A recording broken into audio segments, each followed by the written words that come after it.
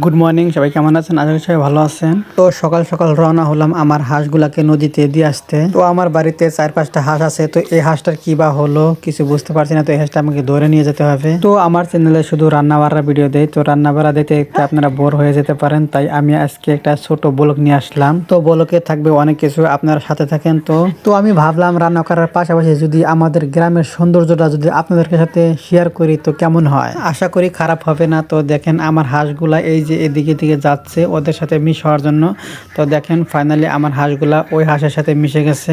সকালবেলা নদীর পাড়ে আসলে আর ঘরে মন যাইতে চায় না, কারণ এখানে একটু একটু হালকা হালকা ঠান্ডা ঠান্ডা বাতাস, তো অনেকটা ভালো লাগে নদীর পাড়ে আসলে।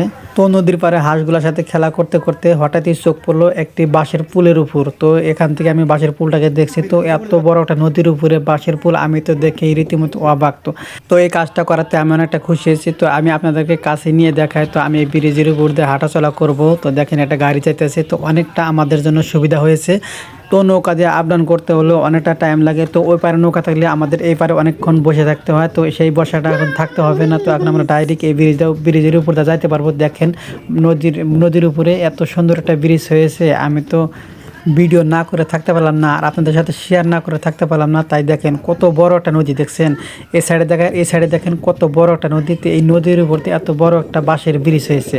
তো আমি এই ব্রিজের ওই মাথা থেকে আবার এই পারে আসবো।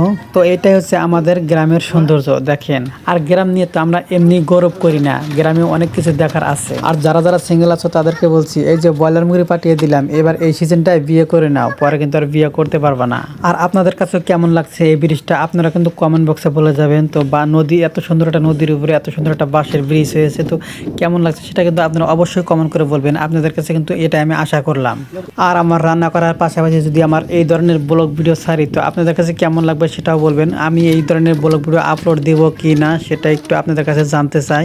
আপনারা যদি কমেন্ট করে জানান তো আমি অনেকটা খুশি হব আপনাদের কাছে, এটাই আমার আশা। তো নদীর এই পার থেকে আবার আমি ঘুরে যাচ্ছি ওই পারে। এই বাঁশের ব্রিজ হওয়াতে আমি আরো বেশি খুশি হয়েছি, কারণ ইমার্জেন্সি যেগুলো রোগী আছে সেগুলো অতি তাড়াতাড়ি হসপিটালে পৌঁছাতে পারবে। তো নাও দিয়ে আপ ডাউন করতে হলে অনেকটা সময়ের প্রয়োজন হয়। আর হ্যাঁ, যারা যারা আমার লং ভিডিওটা দেখছো তারা তারা আমার শর্ট ভিডিওগুলো দেখে আসবে, কেমন লাগে সেটাও বলবে। তো আমি ভাবছি আমার এই চ্যানেলটাই লং ভিডিও নিয়ে আসবো। তো কি নিয়ে লং ভিডিওতে আসবো, রান্নাবাড়া নাকি আমাদের গ্রামের দৃশ্যগুলো দেখানো, সেটা আপনারা বলবেন। তো এটা আমার ফার্স্ট লং ভিডিও, তো জানি না কেমন হলো। আর যারা যারা এতক্ষণ পর্যন্ত আমার ভিডিওটা দেখছেন তাদেরকে অসংখ্য ধন্যবাদ। আর হ্যাঁ, আমার চ্যানেলটা সাবস্ক্রাইব করতে ভুলবেন না, দয়া করে চ্যানেলটি সাবস্ক্রাইব করে দেবেন আর আমার সাথে থাকবেন। তো এই ব্রিজটা আপ ডাউন করতে একটি ভাড়ার পরিমাণ আছে, তো সেটা আমি বলছি না কত টাকা তোলে তারা যেহেতু এতটা খাটনি করেছে তারা তো খাটনির মজুরিটা নিবেই।